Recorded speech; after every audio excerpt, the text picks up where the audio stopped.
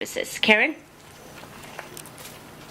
Good morning, and thank you all for being here, and thank you, Krithika, for that nice introduction. Just want to thank all of the folks involved. This is really an exciting day to make some great announcements about one of our favorite trails here in Colorado Springs and in Manitou Springs, and just here in the region as well.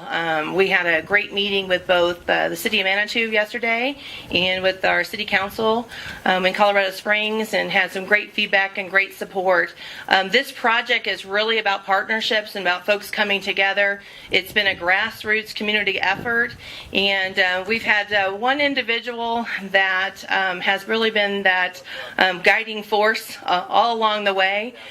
She's been in and out of our department and had the opportunity to really guide this project to fruition, and I know it'll be a very exciting day as she gets to celebrate with all the partners from our Incline friends who've been a tremendous supporter, and again, that big part of that grassroots and fundraising, to our friends at the City of Manitou Springs for their efforts and support. And again, it's just really had a lot of folks coming together to make it happen.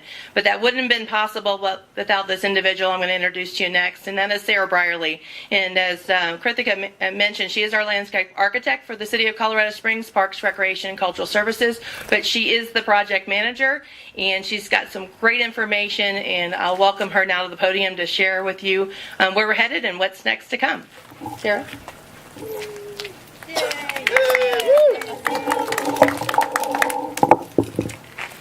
Thank you very much for being here.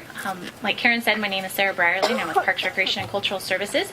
And another person that I would like to introduce who's been very integral to this process is Wade Burkholder, who just joined the City of Manitou Springs and is the planning director, and is a very integral part of this process as well, because like Karen said, it's a very collaborative process between the City of Colorado Springs and the City of Manitou Springs.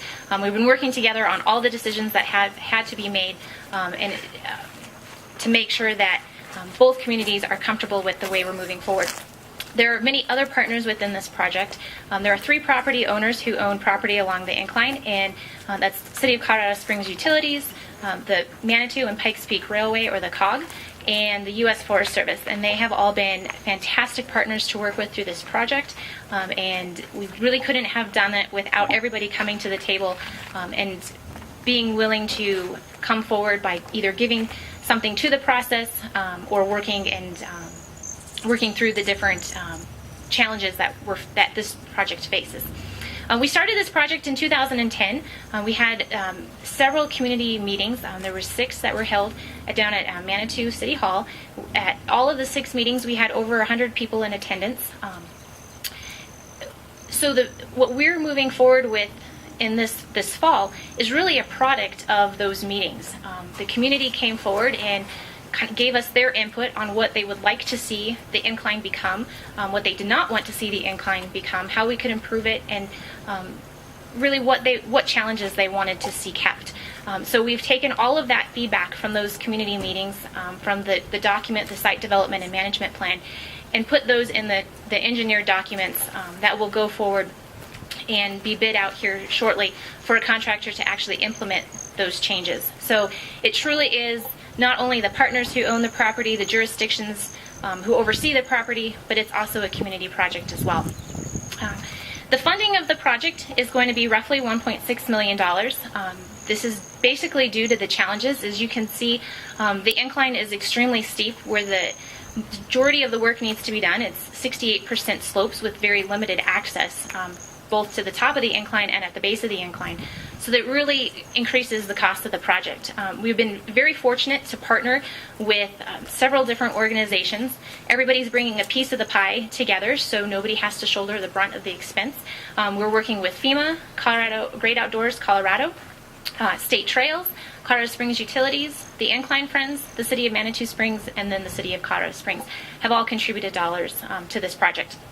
And inside your packets, there's more detailed information about that funding breakdown. Basically, with the engineering, we have 4 major goals that we wanted to hit. 1, improve safety. 2, enhance user experience. 3, create long-term sustainability. And 4, increase accessibility. Because of the steep slopes, the hillside is always going to be falling down, and gravity is going to continue to pull the material down. What we need to do is slow down that velocity of water so that way the incline can stay in perpetuity for years and years to come. If we don't tackle the issues that are facing the incline now, we might not have the incline in the very near future. So it's very critical for us to get these improvements done. We had substantial damage done by the rains last fall. And that kind of pushed it into high priority to get it moving again. Who knows what would happen if we had another major storm event like last fall, if the incline would be able to sustain those events. So really, we're trying to sustain the incline. It's been here for 100 years. We want it to be here for 100 more years. We anticipate to start construction later this fall. We're shooting for the August timeframe. During that time that it's under construction, it will be completely closed to the public, and that's because there's not a lot of room to walk or to move on the incline, and we really need to keep our construction workers safe and be able to provide them the space that they need to make the improvements, to make the incline safe, to keep it around for years to come. So in that time, we're really hoping that citizens and users will respect the safety of our construction workers and remain off the incline. In the packets that we will provide you, there are